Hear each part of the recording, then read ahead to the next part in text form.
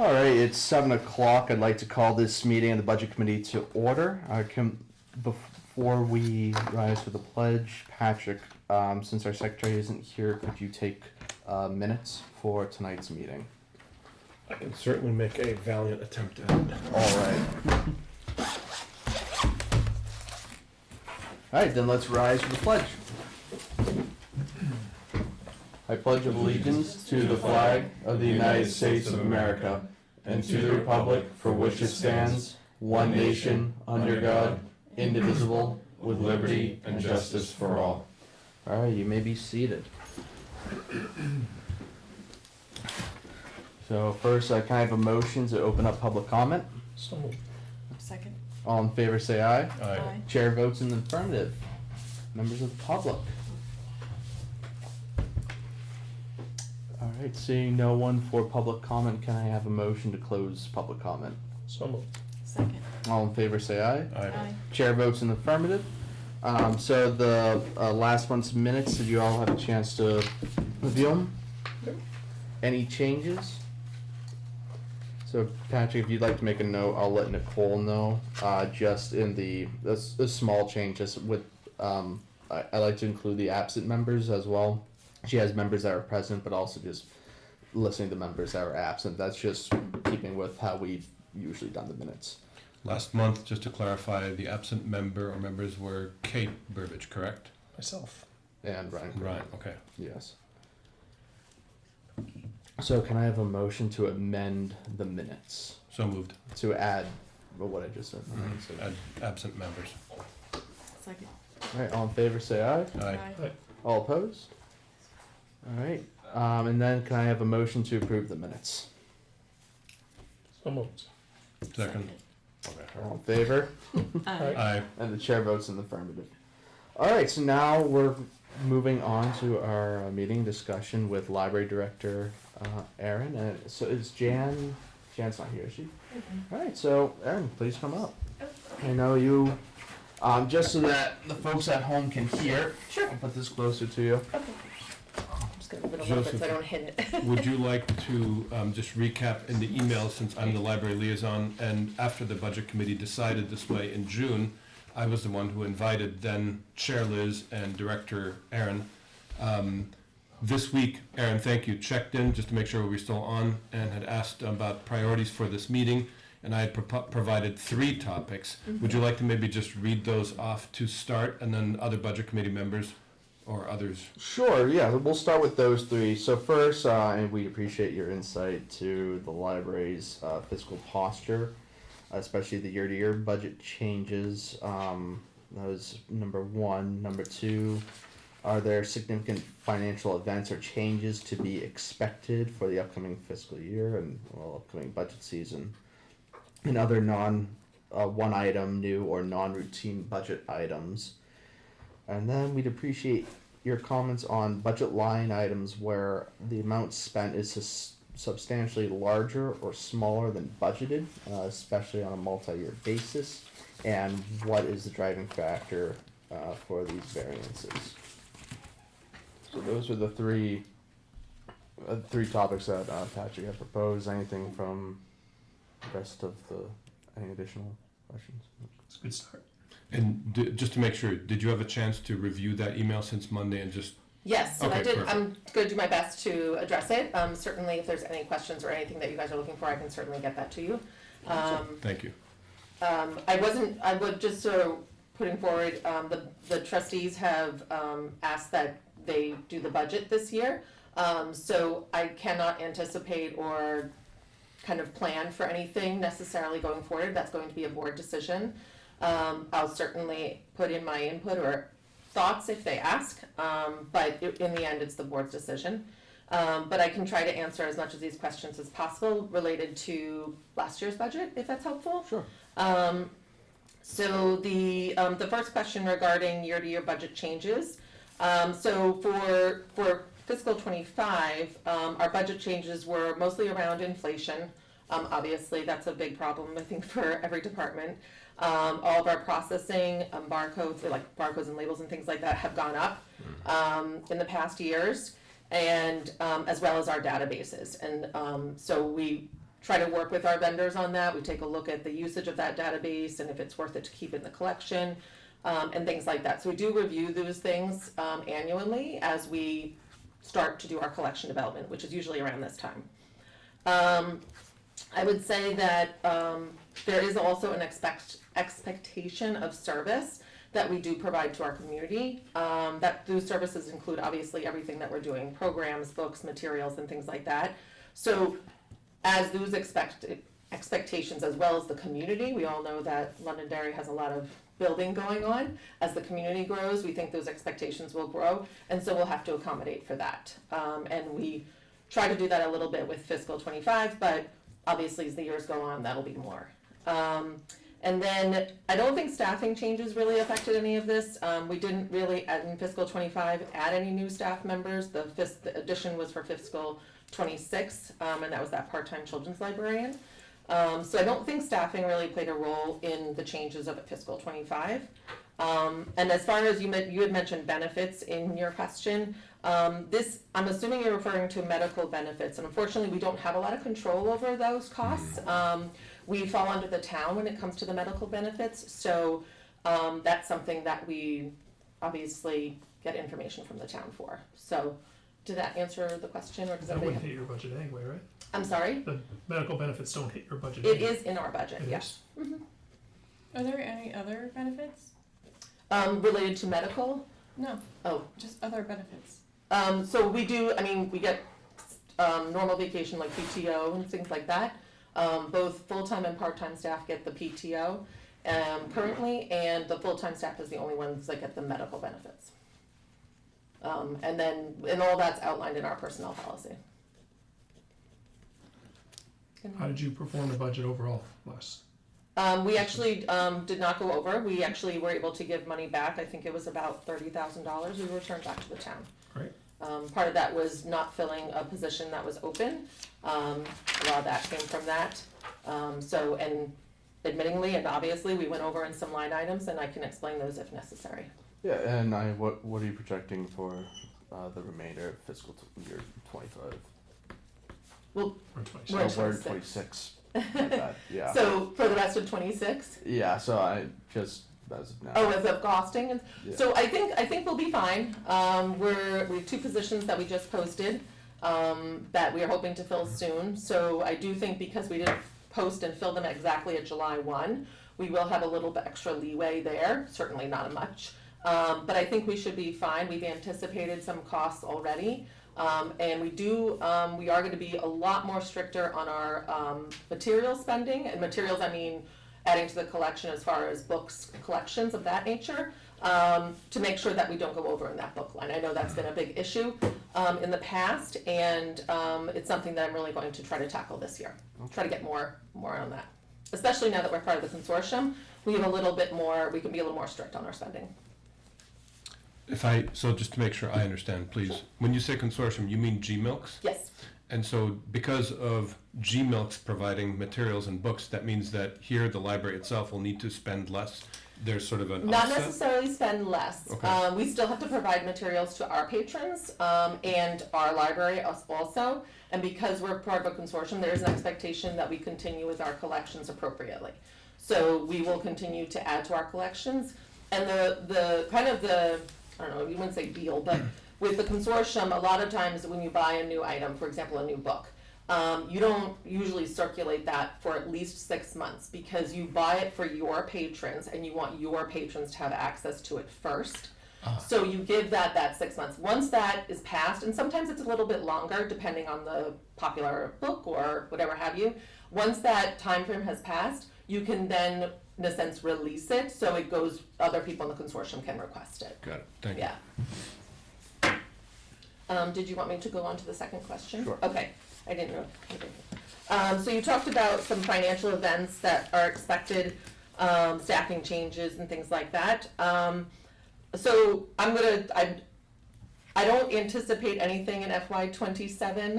However, I would have to discuss that with the board first before I make any kind of assumptions. I would love to, you talk about possibly wanting to obtain more staff. Of course, I would love to obtain more staff. I think everybody would. But certainly that would be up to the board, and that would be a decision that they would make. And that ties into that, need of the expectations of the community and making sure that we're filling those needs. I do have some goals that I'd like to work on for the future, but there are things that I would have to discuss with the board first, and see what that would look like. But, so I just don't want to make any assumptions Would right you now. want to, if these are goals they're gonna bring before the trustees and, they'll be reviewing, have you already brought these to them before? I have not brought them, so this is gonna be part of my review coming next month. So I feel like that'd be inappropriate to ask. Yeah, and they may not want me to do those goals, so, yeah. Understood, yeah, and Yeah. certainly the question was more about, are there just larger things that you see for this fiscal year that maybe you haven't had to deal with in the last couple of fiscal years? And one of the examples was anything about the building, I mean, So I can answer to the fact that our water heater stopped working. So we did not have hot water for almost a week. We were able to, we did get a quote, and I was able to get the co-chair, because the chair is on vacation, and because it's an emergency kind of situation, the co-chair did approve that spending, and we have ordered it, and it should be hopefully installed tomorrow. So that's something I didn't know wasn't gonna happen, but luckily it's a fix that we can accommodate right now. Awesome. Sorry, fix or replacement? Replacement, excuse me, yes. Out of curiosity, how much was it? It's about a little over $3,000. Awesome. Yeah, and it's not as bad as I thought it would be. Yeah. And I think by also looking at, I know we're a bottom line budget, because we didn't fill those positions right away, I feel comfortable going forward saying that shouldn't affect our budget too badly, so. Oops. Oh, there's Jan. Hi, Jan. No word. All right, thank you. Out of curiosity, if I may ask, Of course. have you in the past, or do you expect to have any sort of line item to prepare for other emergencies, like the hot water, a boiler just failing? Not to my knowledge, that's certainly something that I can bring to the board as a suggestion, but we don't have one currently. Gotcha, thank you. You're welcome. I don't have it in front of me. Isn't there a maintenance and repairs one or no? There is, Okay. yeah, but it's general, it's not emergency Okay. separated, but certainly that's something that I can bring to the board. Did you want me to go on to the third question? I'm just going off the questions, but if there are more questions, I'm happy to answer. Okay, so you had mentioned about the line items that were overspent Or under. or underspent. So I mostly focused it on the over, just because I just wanted to address those. And I looked at obviously fiscal '25. So management services, we did go over in that line.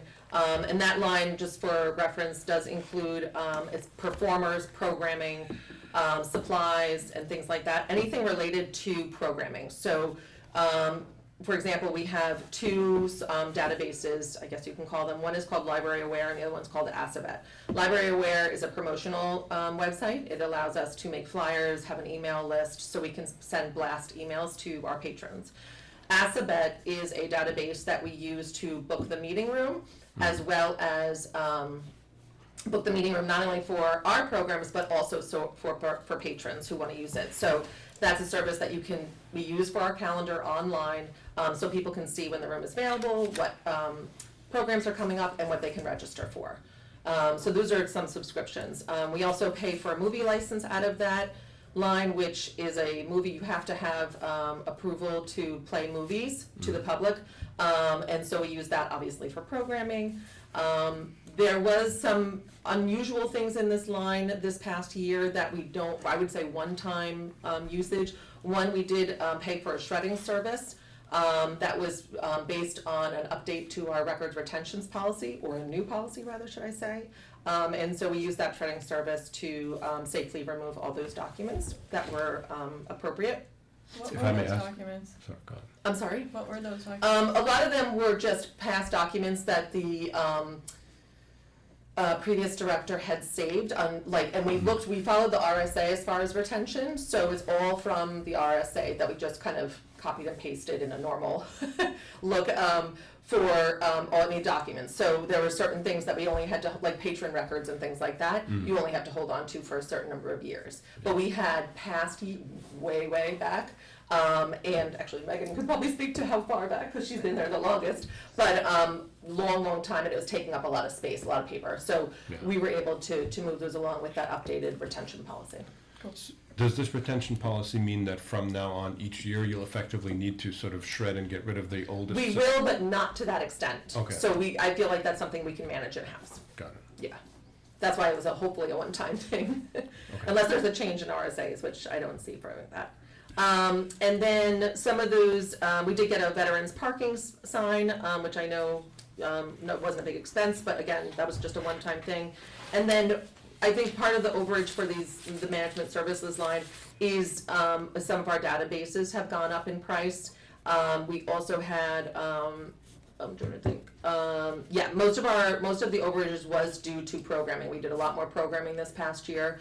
We had hired a full-time librarian halfway through the year before, and so this past year she was able to really amp up the programming, which has been well received by our patrons. The other line that I can mention is printing services. We went over in that as well. This is related to just printing more. Specifically, not to offend the board, but the board packets have become quite large. We've had 68 pages, 124 pages, 82 pages of board packets. Those all have to be printed for the board and also have to be available for the public. So I'm hoping going forward we can kind of minimize that by doing a QR code that patrons can scan, and hopefully it'll lessen that printing issue as well. Out of curiosity, are there either legal requirements that you have to provide hard copies, or what kind of feedback have you gotten from board or the public about printed versus digital? So the board likes, from what I'm understanding with the board, is that they like the paper copy for themselves, and then we also send them a digital copy. But for the patrons, in the past, there was a sense that they wanted the paper copies. However, I think at one meeting, we did do a QR code, and that seemed to be received well. So it's something that the board, they have not voted on it yet, but they can certainly decide to do that. Okay. Yep. Dues and subscriptions also went over, and this was really mostly related to GMLs. This past year, and I'm talking FY25, included their automation and migration. So that was all setting up for GMLs. And so we did anticipate, we didn't get an exact number from GMLs because it's very hard to get an exact number for the migration, but we had a guesstimate. So we did add to that line originally to hopefully accommodate that. But unfortunately, we still went over about $7,400. So that was, most of that line was used for GMLs, and then we did add a limited time museum pass, which basically means a 1-year use, and that's just to add variety to our museum passes. And then we had to also add a summer New England Aquarium pass, because in past years, the New England Aquarium pass did not get offered over the summer. They felt it was a loss to them because of how busy they are, obviously, with the summer. But now they're offering a summer-specific pass, so you have to pay for that on top of your regular annual pass. So there were some additions there as well. And then the postage line also went over. That was due to a postcard campaign that we did when we joined GMLs. So I would say about 96% of that was that campaign. So that was a one-time thing. Obviously, we're not doing that this year or the years coming. So I don't anticipate having issues in that line going forward.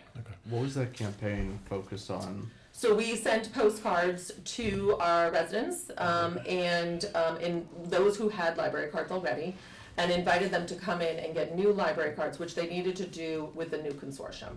And it was a great way to also get people who hasn't used their cards. I think, did you have because Megan handled that campaign, I think we also branched out a little bit, those who had recently expired cards. So we were inviting our patrons to come back. So we had held up, like we started giving out the new cards in January, and then we did the campaign over the summer, just to kind of give a good 6 months of just getting the people coming in. And it only went to one postcard per household, so multiple card holders were in the household, they only got the one postcard. So it was just to kind of come in and get the new library card with the new number. Yeah, so I don't anticipate doing that again. Hopefully not. And then for our maintenance and repairs, we also went over in that. That was related to, partially, we did sign up for a pest control company in August of 2024. They come monthly to check traps, and their total for FY 24, for FY 25, excuse me, was about $1,400. So I think the overage was related to that, which was necessary. So that was almost half that, and then the others were unanticipated. With the maintenance, it's obviously, it could be HVAC, it could be leaks and things like that. So a variety of those things as well. When you said the pest control company was necessary, I thought I should not ask why she said I was gonna nice. Oh, Nice. We have a lot of, we're very careful about locking up food, like in bins and making sure, but there's still, I mean, it's a warm place in the winter. Yeah, and lots of And we paper would to see, chew. like, I'd be sitting in my office and one would go by and I'd be like, we need to take care of that. So we haven't had any issues since the pest control company, so very happy to hear that. So those were the 3 questions that you had emailed me. Certainly I'm happy to entertain more, or Jan is our treasurer from the Board of Trustees. I'm sure she can help as well. I just have one quick question for you. course. And by the way, thank you for the explanation. This is very helpful, especially for those like us that are in our first year. So really, Of course. thank you for that. If I may, you said that management services, it's not about over/under, but includes a bunch of different categories of expenses: performance, programming, and supplies. And so I'm just wondering, do you expect to break those out more? Are those going to be in separate line items? Do you think, where there's going to be like supplies, there's going to be a programming line item maybe, and so on? We should probably ask Jan. Yeah, so that's one of the areas that I think that we really need some more specificity. It's when programs was only a small part of what the library did. I think that it was great to be able to put it in a line, that had other things.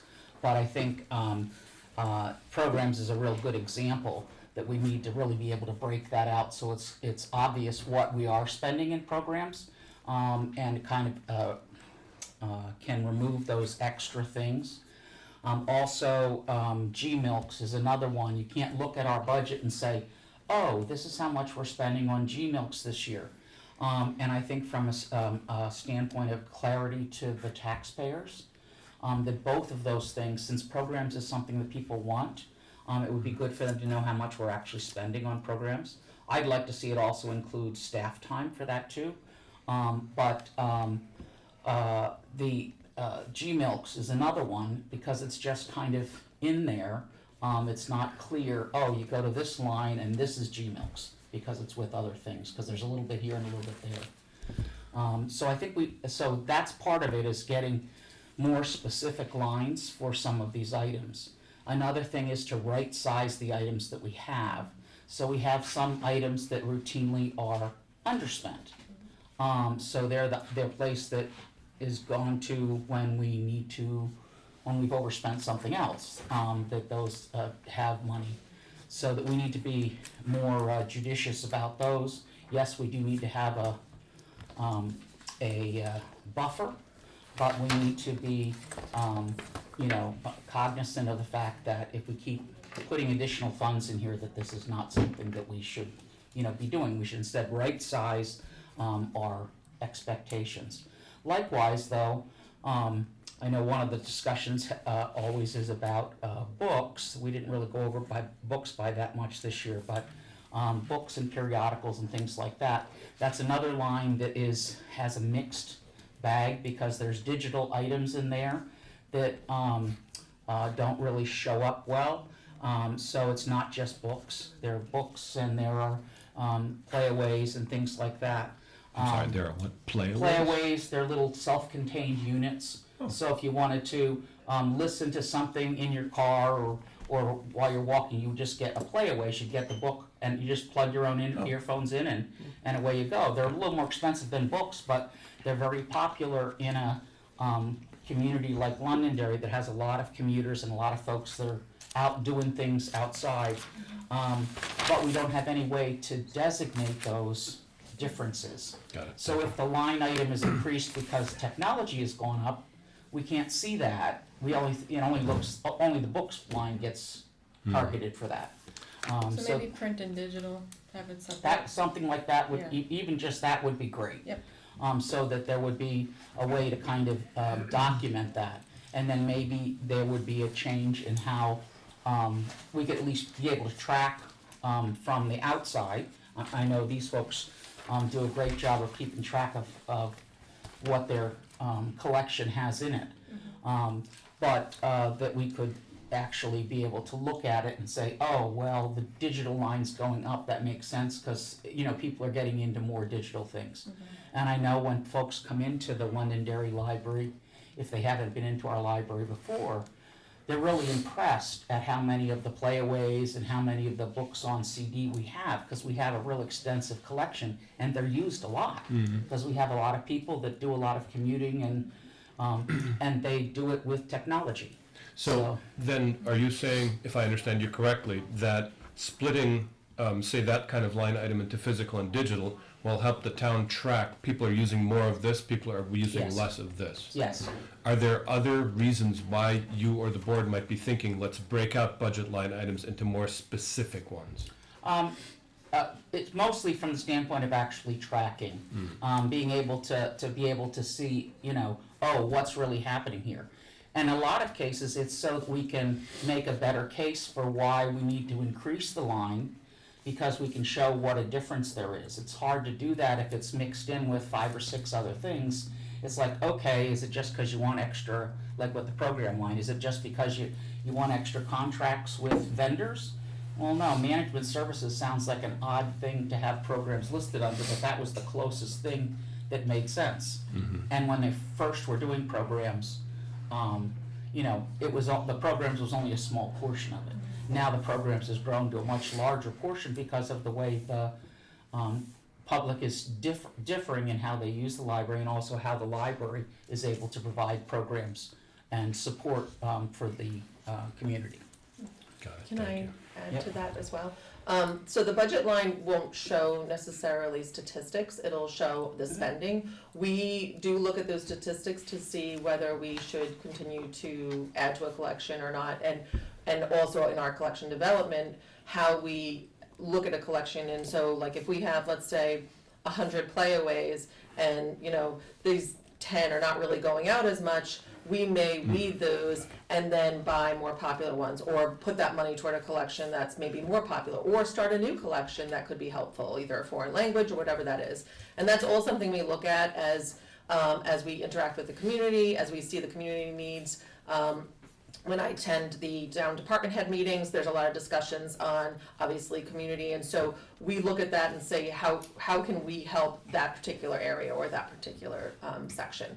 And some of that can be, in the past, at my previous job, I bought a whole bunch of ESL books for the school, and we bought them for the school. They didn't stay in the library, but it's a need that they needed, and so we assisted with that. So sometimes it looks a little different than your traditional book on the shelf. Got it, okay, thank you. Any other questions? Mr. Chair, what would you think about, since Jan joined us after we went through the questions, maybe also getting Jan's perspective on those 3 questions that we emailed out?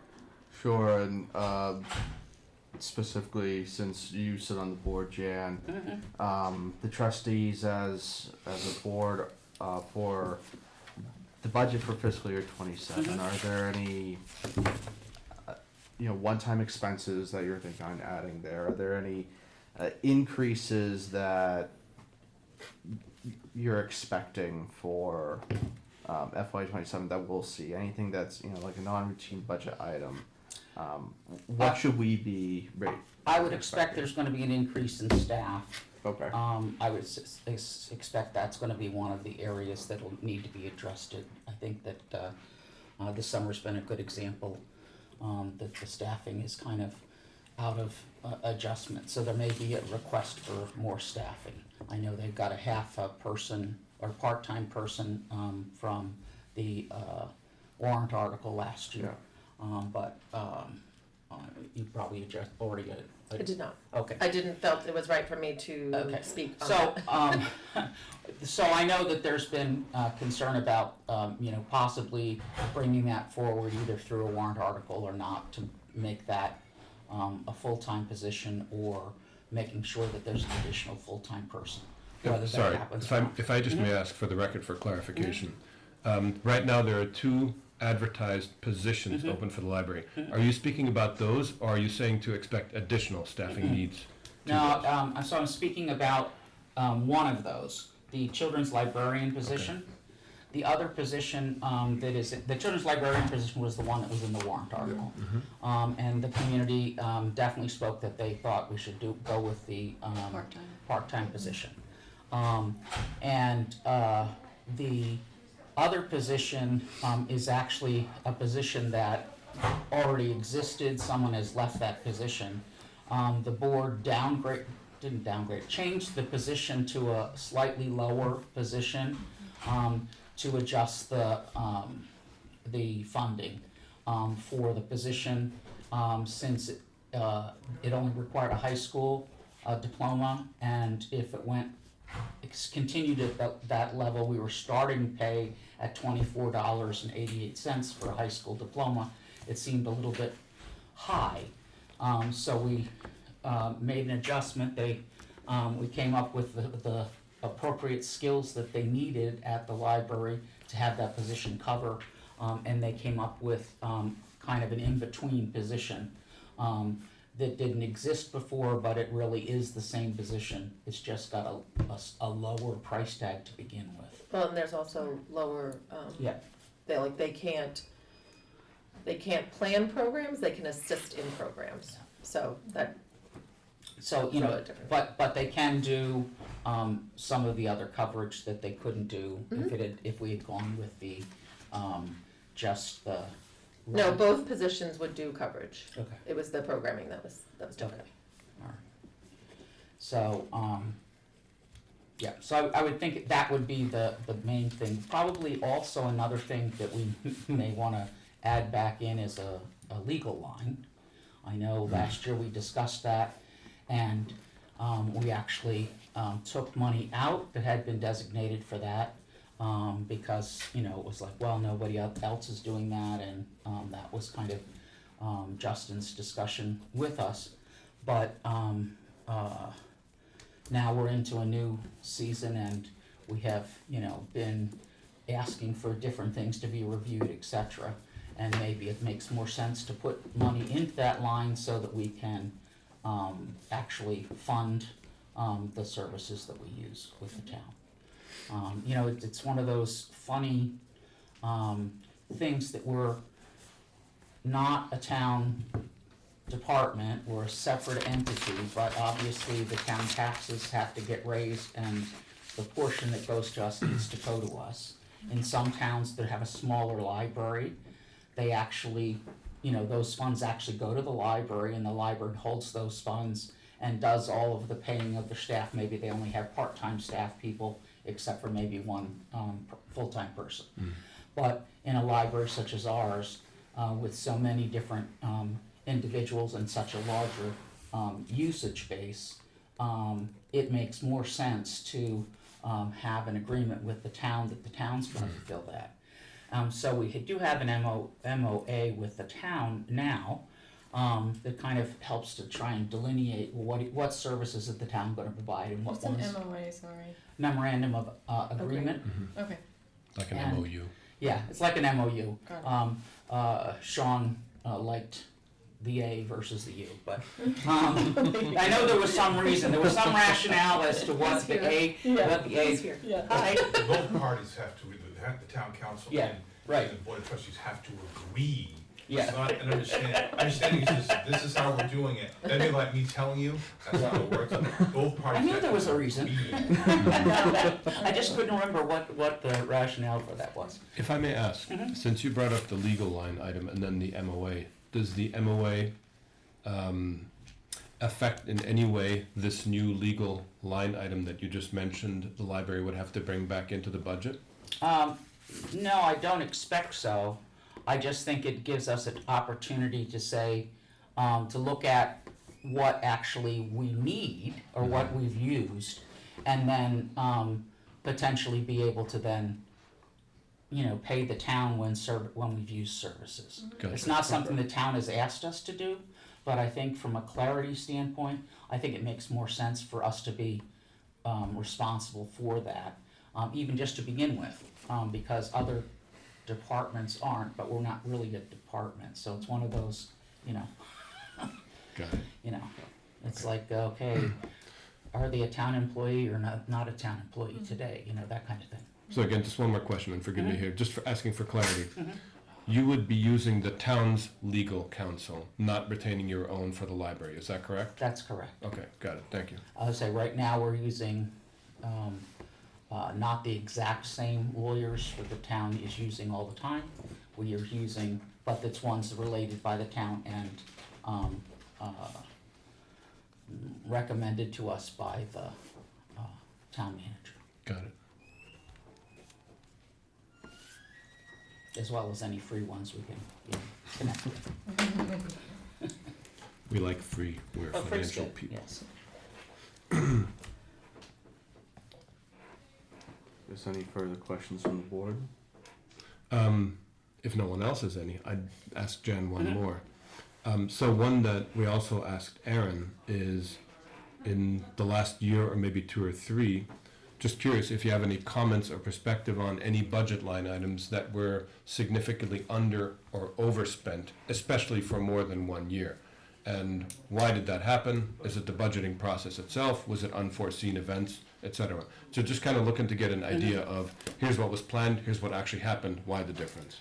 I think one of the areas is definitely the books. The book collection is definitely an issue. Sometimes the amount that it's over has been substantial, and I think some of it is this shift to digital that we can't really see, and some of it is that maybe the collection, the prices have changed on the outside, so the collection development actually costs a percentage larger than was expected.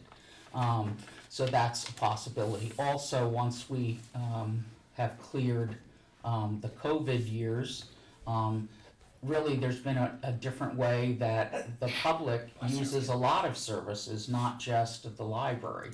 But a lot of people have changed their patterns of what they do as families and things like that. So that also comes into the mix as well.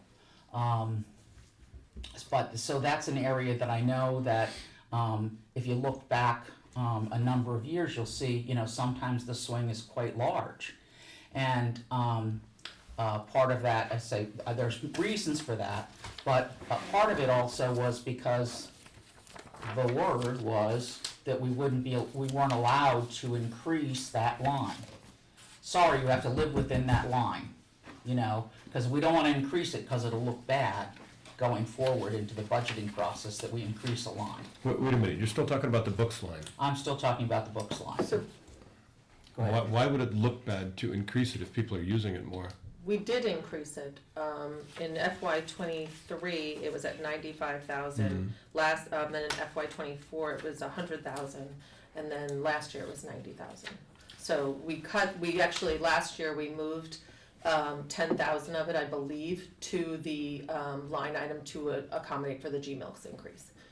So we moved that saying, oh, okay, GMLs books, we're getting the books from GMLs, we'll move it to that area. So we did move money to that, the GMLs line, which I believe, I said management services, to accommodate for hopefully assisting with that increase. And how much in '24 did we go over the book line? Well, it's hard to say here because we move money to the trustee account, but we had $100,000 in '24, and I see we went over we were over 160%, so about $60,000. But I also would have to look back to see how that money, if that money came directly from that line, or was that money in addition to the money that was moved to the trustee line, the trustee account, the book account. Book account. This would be a trustee book account? No, the book account is actually where the money from the town goes to pay for books. Okay. And it also is where the fines go, and where lost books go, to pay for additional books. So you'll have to excuse me, I'm gonna ask yet another ignorant question. Correct me if I'm wrong here, but it sounded like you just said, in response to Jan's question, that the 100K budgeted in FY '24, you went over, possibly in part due to transferring to a trustee's account. Why would there be a transfer to a trustee's account when a line item is already over budget? I can't really speak to that. So when a budget, for our budget, we get, let's just say for that $100,000 a year, we get $100,000. We get 2 payments technically from the town a year. Usually one is in July and then another one in November. So that, essentially, that $100,000 moves into the trustee book account. So they have, let's just say, $100,000 right there. And when we buy books from our vendors or other materials that circulate at the library from our vendors, the trustees, we will give the trustees invoices, we'll cut checks and then they sign the checks. That money comes out of that book line. So, yes, $100,000 went to the bank, the book account, but if we decided, say, oh, looks like we're gonna have some extra money based on not filling a position or whatever that looks like, we might then spend out of the town account knowing that we're a bottom line budget. So I would have to look at, in that year, because I don't remember, it was a couple of years ago, what that spending actually looked like. Okay, well, thank you, that answered the procedural question that I had. I appreciate Yes, it. so It's a little bit different than how other things work. It's rare in my library career of 30-something years that the trustees have their own bank accounts. I've never had a library that had that. In fact, it's not very common from what I'm aware of, so it's a little bit different than other departments. Got it. So, but there has been concerns expressed, that, in an effort to say, well, we're not gonna increase the budget at all, we don't want any big changes in some of the budget lines, at least by past boards, budget committees. So, if that's the case, if you don't wanna say that there's increases in budget lines, then the line has to be correct to begin with. So it has to be responsive to begin with, so it shouldn't be about, oh, now you've got 20,000 more in this. Now, there may be a real good reason as to why we have 20,000 because of the way the programming's changed or because something else has changed. But it really should be right-sized, not artificially held low or artificially kept high so that, something happens or so that there's money available for this other thing. I do believe in 2024, that was right at the end of COVID, and there had been a lot of funds from the library at the end of the year that were transferred to the town. Because the library hadn't spent money the same way and the town was spending money in a different way as well. So I believe that there was some money that was shifted back when it was obvious that there was still going to be money available. And that went into the town line, figuring that would be, to the book line, which figuring that would be someplace where that could clearly be spent for the town. I feel like in just last year, we actually right-sized a fair amount from different departments, I believe. I think fire was one of them, possibly police. I believe Justin was talking about at least getting them started to be right-sized. Yeah. So we'll probably see more this upcoming budget season, I'd assume. Yeah, we're here to Yeah. help, Right, you Yeah. Right. know, so, yeah. and I think that clarity, it's easier for the community to actually know what's going on when they can look and say, oh, now I get it. Oh, that's where that money goes. Sure. Instead they look at the book line and just say, well, how can they spend that much money on books? Well, it's not just books. There's other things in there too. If I may ask for clarification on one thing, Jen, I believe I just heard you say a couple of sentences ago that past boards have expressed a concern about line items growing. Did you mean by that during the year being exceeded unexpectedly or year over year during the budget planning process? That year over year they weren't allowed, or it was discouraged for them to increase the actual budget line to match what they anticipated was going to be the funding. So The direction's been for the town, up until the last couple of years, it's gotten a little bit better, but to have a budget under default. So all the departments have been really encouraged to come with budgets that are lean, that don't increase much anything over personnel. That's fair. and and that's understandable. It's just that it's an artificial lock, and with increase in actual folks coming into the library and volumes and things going out, that's kind of one of those pieces that has to be at least looked at. One of the questions that was made at one of the budget meetings last fall was, so if you could choose, what kinds of things would you choose to, change or add to the budget? And certainly looking at the types of materials and looking at the types of programs and the funding for those programs, making it really clear, so that, and also the staffing versus other sized libraries that are that handle the same kind of volume. Are we understaffed, overstaffed, etc.? Do we need additional hours because of what the community requires, or are we okay with hours, that kind of thing?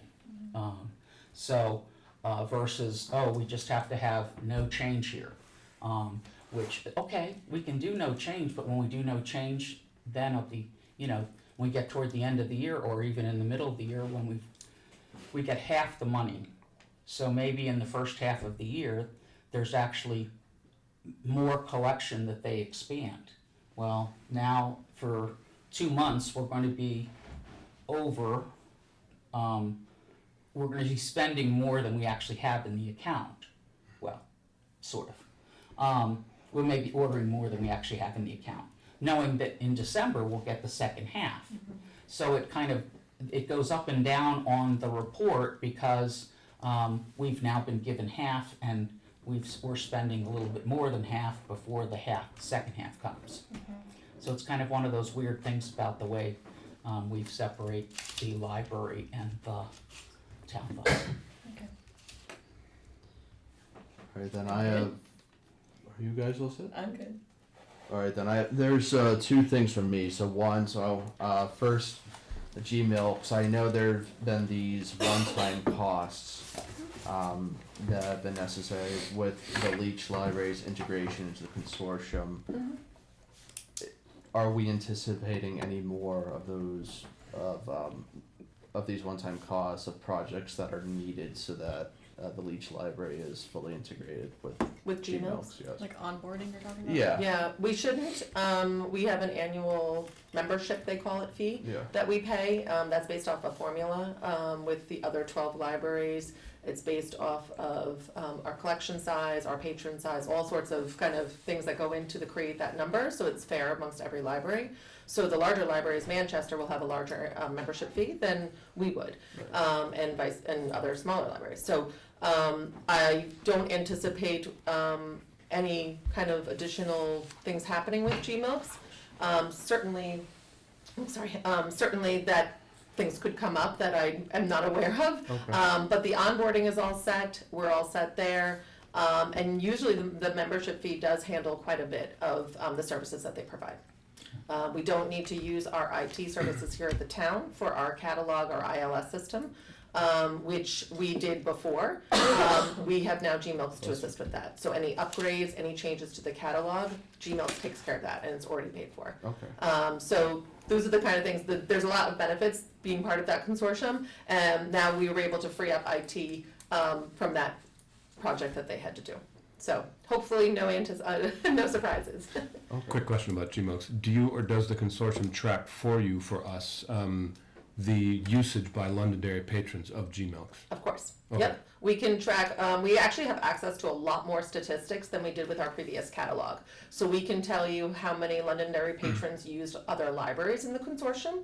We can tell you how many of Bedford's patrons came to our library to check out or have received materials through the delivery service from our library. So there's a lot of statistics we can throw at you that will probably bore you. They excite us, certainly. But we'll be sharing some of those statistics hopefully during this budget process.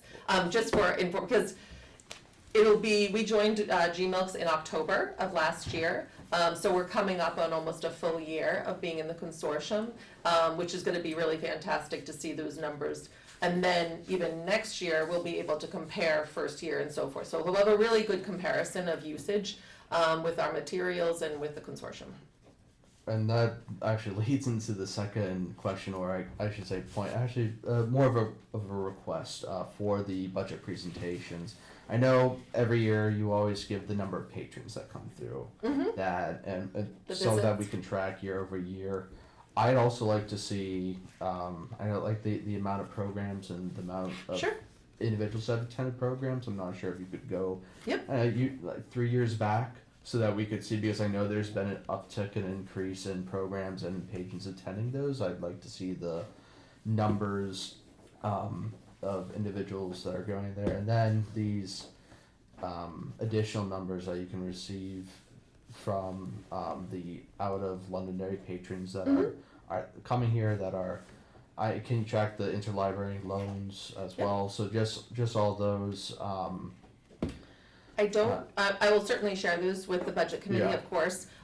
It's going to. I don't know how the presentation, to my understanding, might be working a little bit differently this year.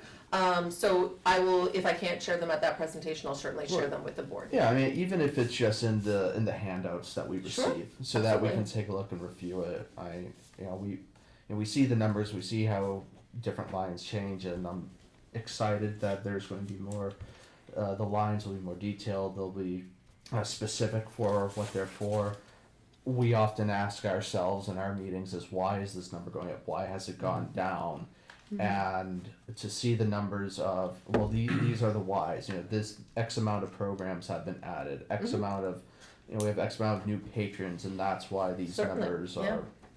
So it would help clarify that. Absolutely. That would be beneficial for the board. So 3 years back, you said? I think 3 years back is sufficient. I don't. The numbers for the loan might be a little challenging because we weren't in GMLs. So I can get the first we year. can get I can get you, obviously. I can get you, but it might look a little different because we didn't have access to as much data with the old system. But I'll certainly try to get as much as I can for you related to that. And with for the previous years. And with programs, we've asked for additional information. The board has asked for additional information, breaking it down by age groups and things like that. Again, so we know what the trending is. Are we increasing programs in a particular area, so we can see how the money is tracking too. So, and they've got all these statistics that they gather on the programs already. So it's just a matter of getting them to the right people. Is there anything else that you guys would like to see in either the handouts, the presentation that we normally wouldn't have received from the library years past? Anything additional? Great progress. Thank you. Yeah. Thank you. All of you.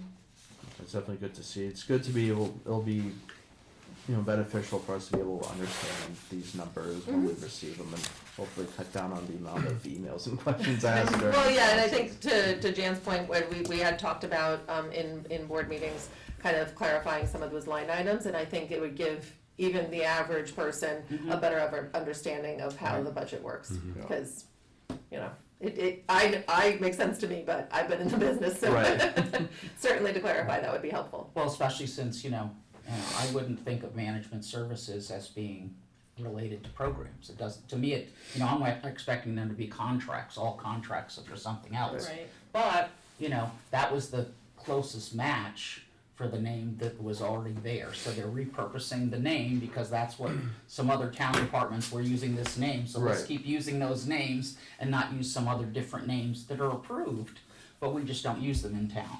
Well, Can I ask a perhaps naive question? Was there at some point maybe a conversation with the town to say, hey, we need another general ledger line item category? there has been in the past, and we were told we couldn't make changes. We have been told relatively recently Not during my term. that we could add, we had a plan for the addition. Okay. Good. Yeah, we're gonna be, to my understanding, the board will be working with Justin to kind of rename, hopefully, some of those line items to clarify them. We talked about it with him last year, but it was too late. We were already in the budget process, so the discussion was going to carry to this year. Okay. Cool. You know, and sometimes it may mean, changing the name, sometimes it may mean giving us subdivisions in that category, or creating a different category like for GMLs, taking it out of the bits and pieces that are here and there to pay for it. Awesome. Alright. So that's all that I had. Are you all set? Yes. Alright, well, Aaron, Jan, thank you so much for Thank you. giving your time, for coming here tonight. This will definitely be beneficial for us heading into budget season, and Well, thanks for the yeah, opportunity. thank you guys. Yeah, certainly if you have any additional questions, feel free to reach out and I'll try to help you or, yep. Me too. Alright, so now moving on to our next item, the discussion and overview of the updated code of ethics. So these were distributed, they were distributed to me earlier this month. I'm sorry, I was late getting these out to you guys. I'm not sure if you had seen them before, through other sources, but I'm assuming not. So I'd actually like, Sean, would you like to, do you mind coming up and? Absolutely. If I may, just really quickly, Mr. Chair. Yeah. Did I miss these coming out in an email? I didn't. Yeah, this So, afternoon. it was this, yeah, it was This this, afternoon. like I said, it was late that these came out, and I apologize for that. Did you send Or them this- to the toll board's email accounts? Because I Yeah. didn't receive anything from you today. So if you didn't receive anything from toll boards, then talk to Kirsten, let her know that you're not getting Okay. emails. Have you been getting other emails from toll boards? Or, I mean, if you, like, for example, when I've been speaking with the trustees and the library well, director. why don't you and I, take a look at your inbox, make sure you're getting everything. If not, Kirsten can give you a hand and Yeah. fix that issue. You just wanna give you an overview? Sure, if you can give us an overview, Sean. So, the existing policy was created in 2008, updated in 2014. Let me just say that there are things that must change, there are some things that don't comply with law, existing law, and there are some things that are conflicting, and there are a lot of missing things, like electioneering and lobbying for municipal employees has to be covered in there. The process by which someone recuses themselves needs to be clarified. So those are just some of the things, but there are some things that are in the existing policy that are just plain illegal, that have to be removed. This policy is intended to do that, and this is sort of a best practices compilation from other communities across the country, as well as New Hampshire. We had a really good community engagement session on Tuesday night, and there was a lot of changes, and they were really good feedback about changes we're gonna make in there. For instance, that recusal process, it's very wordy. We're actually gonna box it out, put it in charts, and have a flow chart, so it's easy for people to identify. There's actually a provision there, even when you don't have public comment, that someone could raise their hand and say, I think a member of the body has a conflict of interest, and they need to recuse themselves, and you need to allow them to do that, even if you don't allow for public comment. And we're gonna put that on the agenda, that was brought, it goes on the actual agenda, so the citizens know that as well. So just the recusal part, people can shout out. Well, they would raise their hands. Yeah, and the sorry. But the chair needs to recognize them, even if you don't allow public comment or it's not appropriate at that particular time, you do need to allow for that to occur. Just for that narrow purpose to say, I believe this member has a conflict of interest on this issue, and I would ask that they recuse themselves, here are the reasons why, and then there's a more articulated process in which that goes through. So it's like a specific point of order dealing with something. That's a good way to articulate it, right? It would be a point of order, but point of orders are for people Right. that are on the body. In this case, it's the general public. Anybody in that public out there can make that request. And then there's a whole process that you would go through as a body to work through that. And that's outlined in it, and I can certainly go into that with you. This is an elongated process for very good reasons. We don't have to rush this. We had our first community engagement session. It's been out to all the staff departments and the unions, waiting for feedback from them. Every board and committee is being asked to provide comment or express concerns about what should be changed. And I'm getting some of that from folks, which is really helpful. I suspect because of all the feedback we got on Tuesday night, there's gonna be a revision. We'll go back out again. We'll get more public feedback. We'll send it back to boards and committees and staff again. And then hopefully we'll have it synthesized to where we want it to be. It'll go back to the council. They'll have a first reading, and then they'll have a public hearing on that, so that we have a finalized version. We're really gonna beat the heck out of this to get it to where we really want it to be, because we have the time to do it. This is really important. Right now, it's actually a policy. It should be part of our municipal code, so it has the force of law. Even though it says administrative policy on it, that's one of the things that'll be changing. I did that because that's what you have now, administrative policy. It should be a code though, so that will be put into there. It doesn't apply to the library because they do have a separate governing body. They are part of the town. The only difference is they have a separate governing body. It doesn't apply to the school district either. So I guess that's kind of a broad brush overview. And we really are looking for feedback. I get some really good feedback, like I said, on Tuesday night from members of the public, so, as you work through it. And along those lines, when there are items that it would make sense for the library to clarify, that, because we have a process that may be also confusing or also not clearly going along with what the state law is, that it would be good for us to make that clear. And I think you mentioned about making diagrams and things like that. I think that we oftentimes do a lot of work with making lots of words on pages. And the reality is that a lot of people don't take that in very well. That they need another format in addition to that, so we should be mindful of that as well. Yeah, visual learners, males tend to be visual learners on average, whereas women tend to listen better.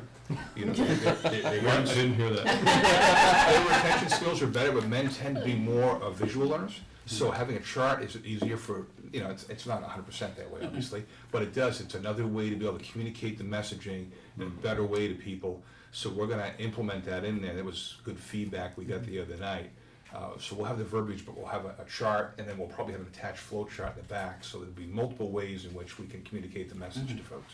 And whenever we can do that, that's a benefit to everybody. So, the other thing is, one of the things we didn't talk about, and maybe Aaron did, was now that the library meeting room has video, we've now been connected so that we're recording directly. There may be some expenses that we may have to talk with the cable folks about. Like, there's been some issues with microphones, people not being able to hear just right, because the camera is at one end and we're sitting at the opposite end, and things like that. And we can't change the room orientation because of where the camera is. We can't move the table so that we have better access to exits, etc.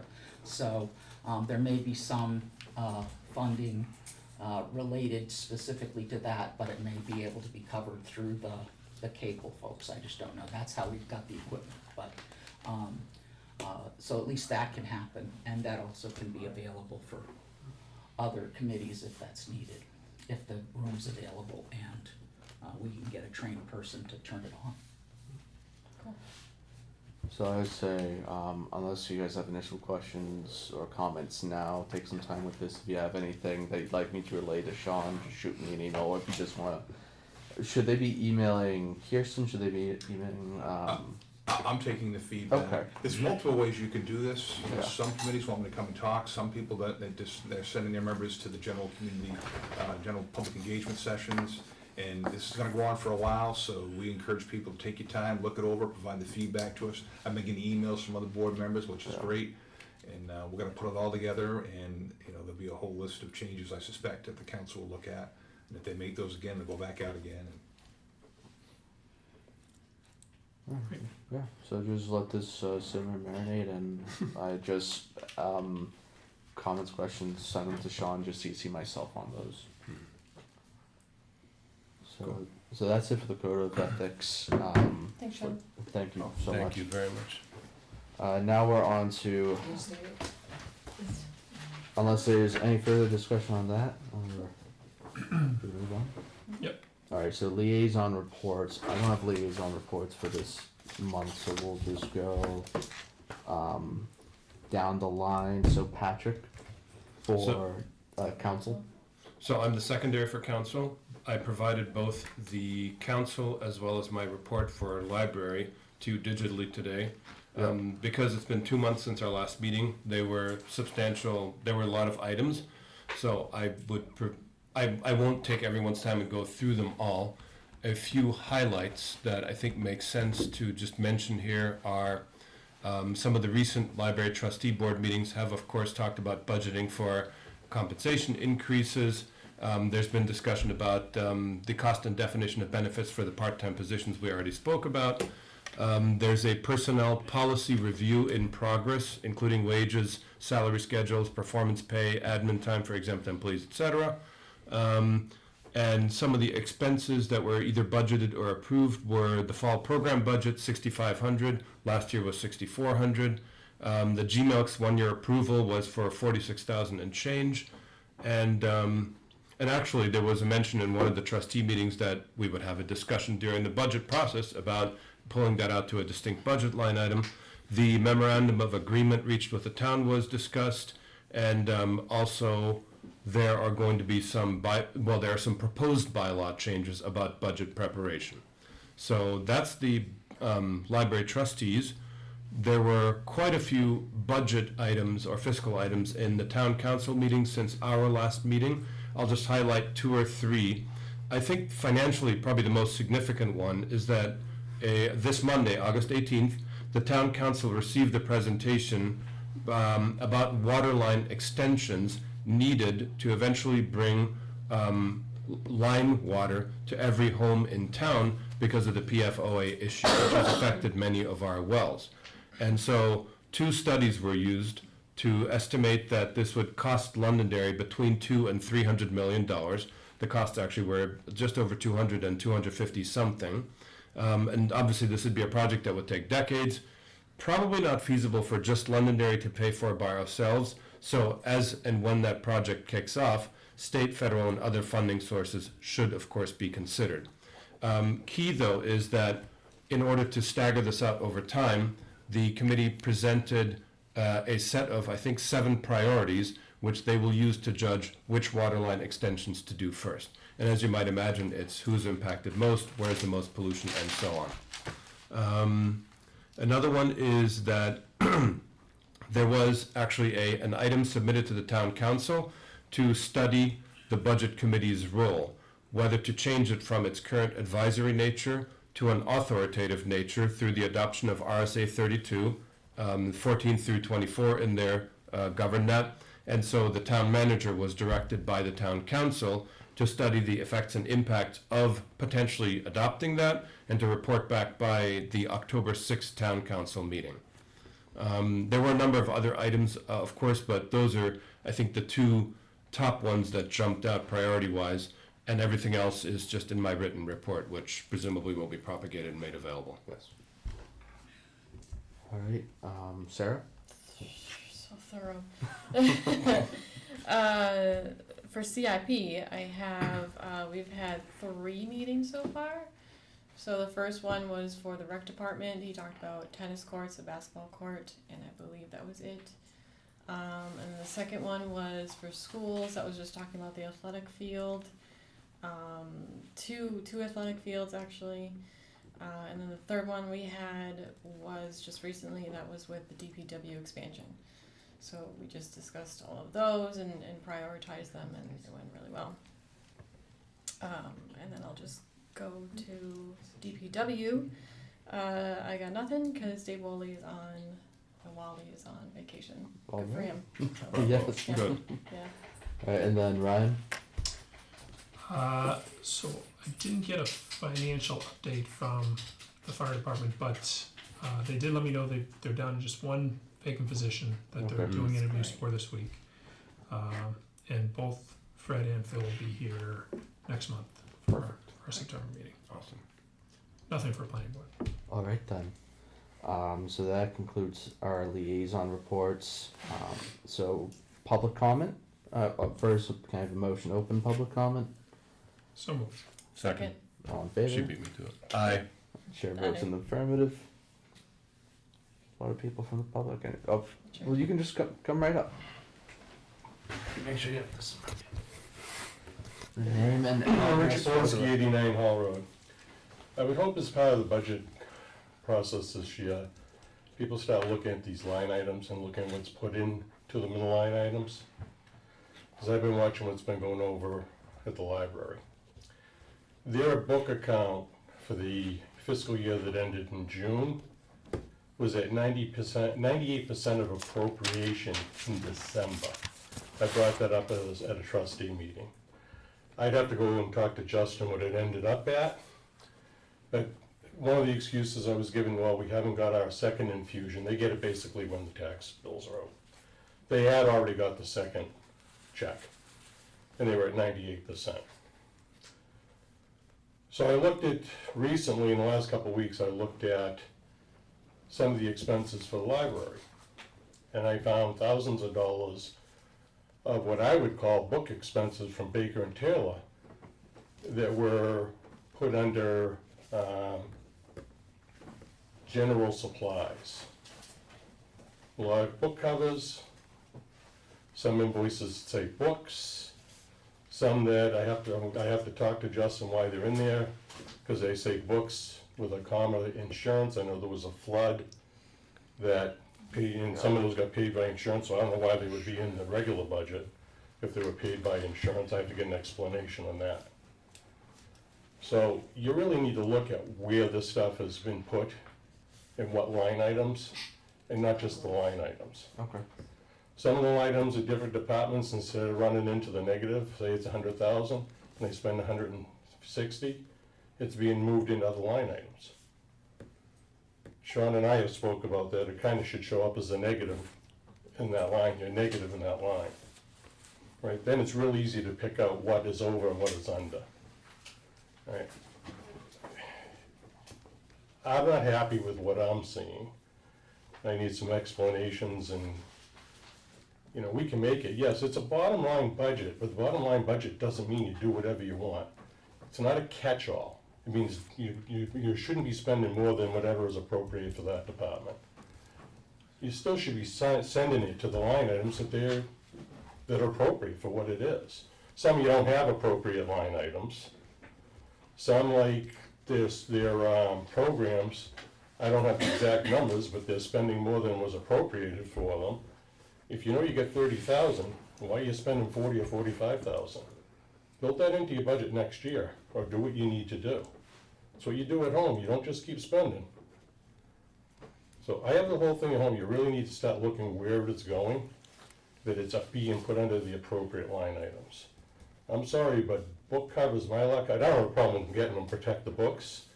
In lines that actually say books, shouldn't be under general supplies. They just shouldn't. It doesn't make sense to me. And then you look in the book line, and if I remember right, there was a couple for like video game equipment and video games.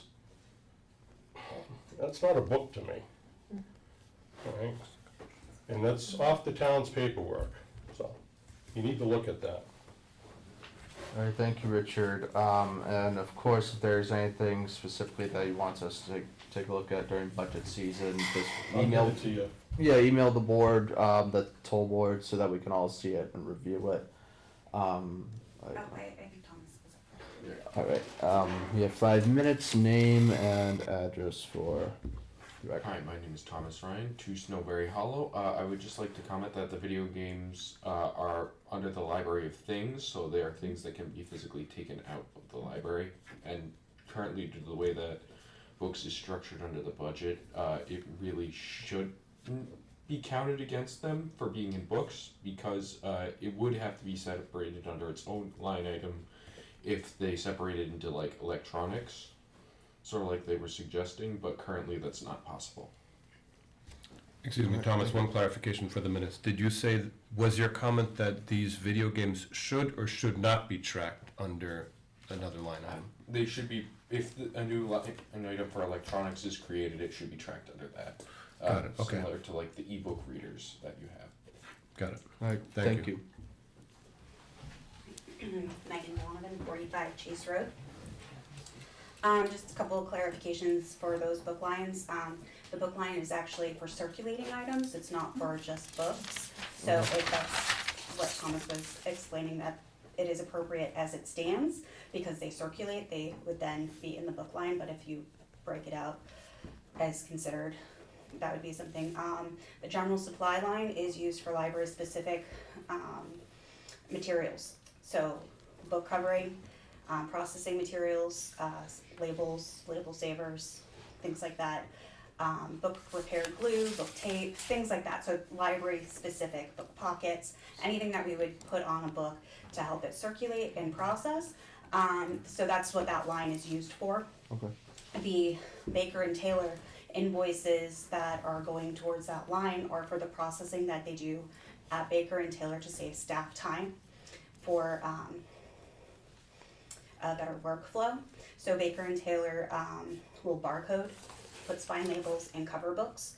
That is something that is billed separately, and that is why it's billed into the general line, because that is part of the processing, which is what happens in that line. So that may be something that you can consider renaming from general supplies, but they are library supplies specific for that kind of material, and that's why those Baker and Taylor book processing, it's something that hadn't previously been through. That's something we started within the last couple of years, having them do that, and it saves significant staff time, and then we don't have to buy those as much of the items directly, which is why you would maybe see a change in the general supply line, because we're getting the processing done, but we don't have to have as much of the physical materials on hand. We still need some because we do process like some other items for that come in differently, like cases break and things like that as well. So any type of case that we would use all comes out of that general supply line. All right, thank you. Yes. Jan McLaughlin, 38 Rainbow Drive. Just in response to that, again, it may be that the refinement of that, so some of those book items that are used to help them circulate, maybe they would be, supplies related to books would be moved under the book items, so that would increase that, instead of taking them out of the general supply and putting them in a more specific, again, so we can get a better feel as to how much it's really costing for this versus just the books, or this is, so we can actually see, oh, here's the electronic things, here's the library of things, so we can see where those pieces are, would be really helpful, for me as a taxpayer, but also for me as a board member, so. That is something that I think we also were looking forward to, just the specificity within the line items so that we can easily track and see what's going where. So thank you, Jan. Anyone else for public comments? I just have a few things, but that's, normally public comment. I guess now's the time. Okay.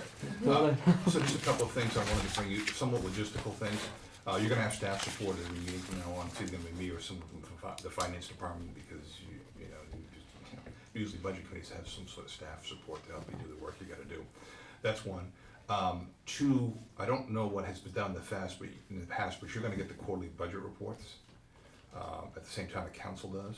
Okay. So ideally, I'd like to change that in the future, where you actually get them first. That way you can meet, review them, and then when it comes out to a council meeting, somebody, if they wish to, from here can make, so we've reviewed this and here's our feedback on that. That's, I call that a healthy process to do that. I don't think you do anything like that now. So that, I think, would help you do your work. Obviously, our charter has like a couple of sentences about the budget committee, but there's no real detail like most of the other committees in a town or city that outlines the tasks and things. And charge and those sort of responsibilities.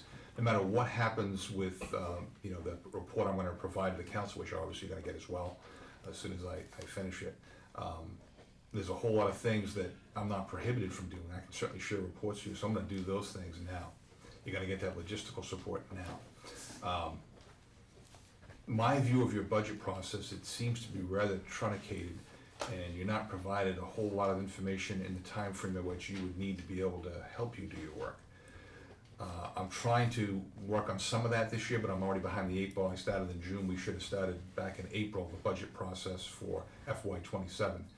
And that would have given you more time to get the budget packet, be able to read it.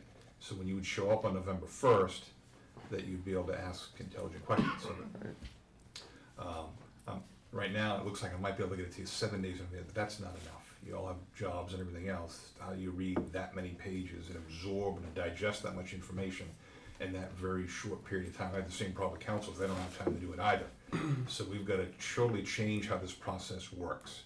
And what Aaron alluded to at the department head meeting, I said, my expectation is we're gonna have presentations from every department. And they're gonna have PowerPoints to help carry that point, because again, some people are visual, and that's a helpful way for them to understand and digest the material we're providing to them.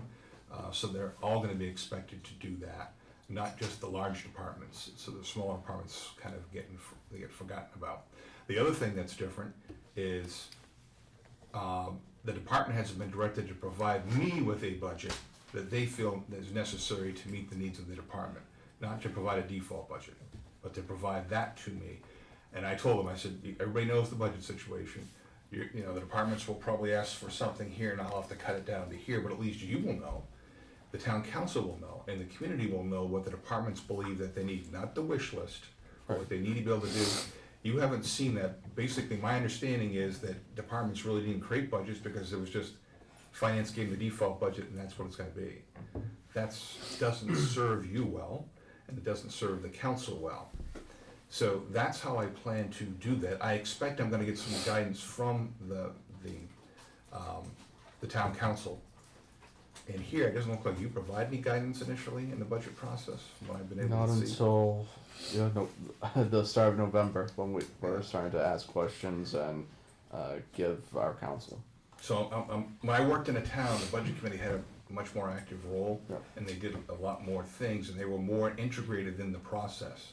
And then the budget product that was produced was a product of something that, they provided feedback on how they would like to see it, to be able to do that. We had some discussions about the electronic, being able to get files that you can manipulate. Manipulate's not the best term, but take them and model them the way you want to Yes. model them. Yes. And so that's gonna be a helpful process. This software program we had doesn't really do that, but the one that I would like to get, and that I'm gonna eventually get, will allow me to do that. So that's why it's even more important that you get the information earlier, so you can get that and run your own computer models through AI, different ways, to come up with, different scenarios that you think are viable. So that will help you do your work. I need a platform by which to be able to do that. And I need to also give you enough time to be able to do that, and then be able to answer questions for you in between that process.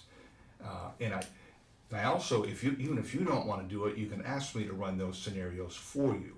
And I don't think you've been given that kind of permission to be able to ask for things in a certain way, like a function code budget. Have you ever heard of do you know what that is? I'm not trying to be flippant. Do you know what a function code budget is? And it really might help you out for this. So if you wanna find out the fuel lines across the entire town, I could produce that report. We spend this much money. These are all the fuel lines, all the various departments. This is the electricity lines. This is what we would refer to as outside purchase services, the contracted services throughout the entire municipality. So you can see that's the total amount in there.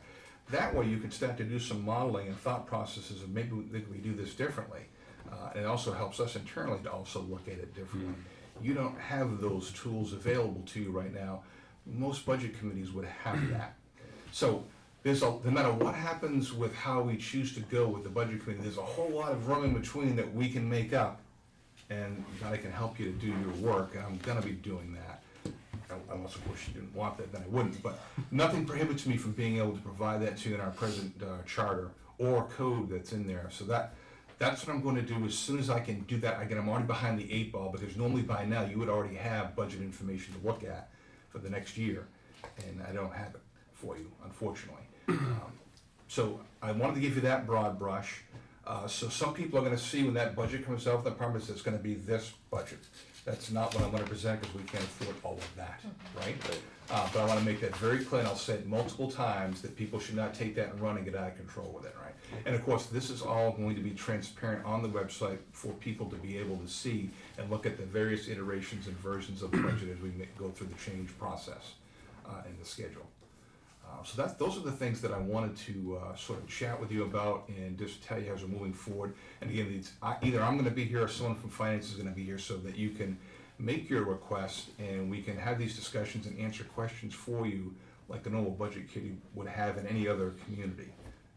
So that's kind of the broad brush I want to talk to you about. So I have a question, and thank you for all the comments and the context. When it comes to being able to provide digital information to this board or other boards or committees to allow us to do further analysis, I don't know anything about the financial platform the town currently uses.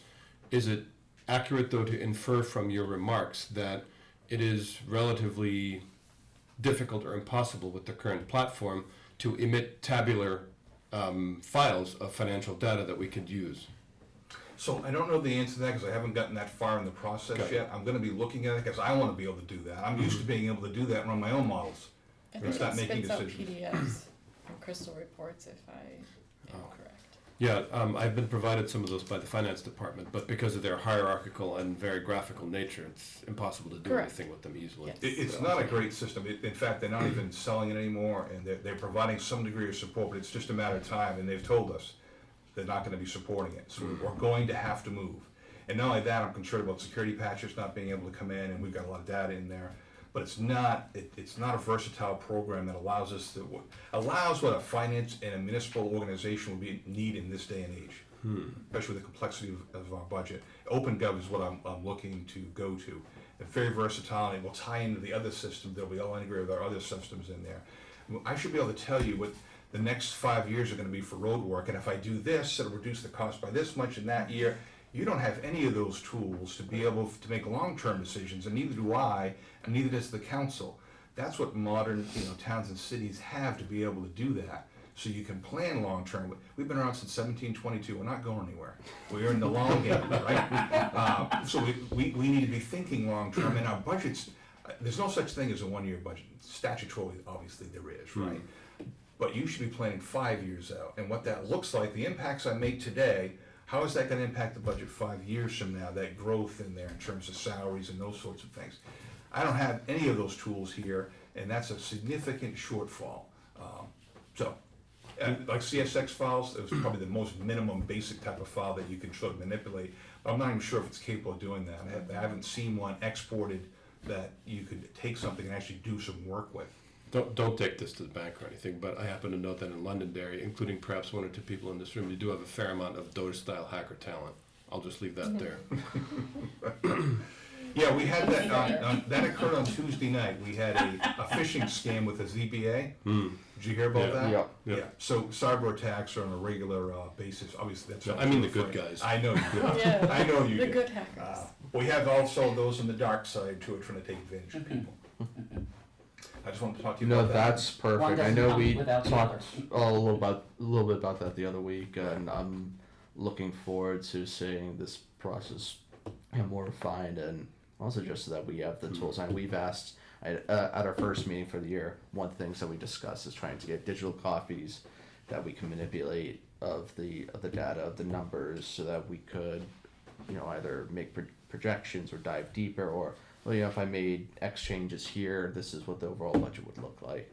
I know that's something that we do want, so it's refreshing, and it's good to hear that we're moving towards that side, especially for this upcoming budget season. I know, again, the budget 7 days out. For me, and I guess for you guys, that's huge versus what Yeah, we're how do you normally read that doing. many pages though and stuff to digest it, and then ask us questions in between so we can help you with it? Still not enough. 30 days would be the ideal situation, and Yeah. that's what I foresee for the FY28 budget. Again, we're in the long game. Right. So the way that I envision this is that the chair and the vice chair of the town council, the chair and the vice chair of the budget committee, and the chair and the vice chair of the school board should get together to work out the rough parts of that, and then come back to the full committees and say, look, this is the reform process that we're proposing, what does everybody think about that? But we need to make this change, I would suggest, because this just does, to me, in my mind, I feel bad for you folks, and I don't know how you operate in this environment, because it's not really effective. I mean, your job is supposed to be advising the legislative body, in this case, the town meeting, the thousands of people, because they don't have the time to do that. But if I don't give you those tools, how are you gonna effectively do that? I mean, it's, anyway. Anything from you guys for Sean? Amen to that. Ditto. So true. Yeah. All right, well, thank you, Sean. All right. I look you forward very to seeing much. these changes. Yes.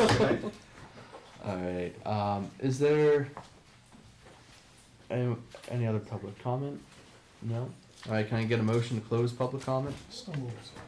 Second. All in favor, say aye. Aye. Chair votes in the affirmative. So that's it for tonight. Next meeting, September 18th, 7 p.m. here. We'll have the chiefs from police and fire here, so we can ask them their questions. Following meeting in October, we'll have, I'll be inviting Justin and Amity to come in, so we can get some of an overview before heading into budget season. So, so can I have a motion to, actually before I adjourn, anything else? Okay, can I have a motion to adjourn So tonight's moved. meeting at Second. 8:31? All right, all in favor, say aye. Aye. All right, chair votes in the affirmative.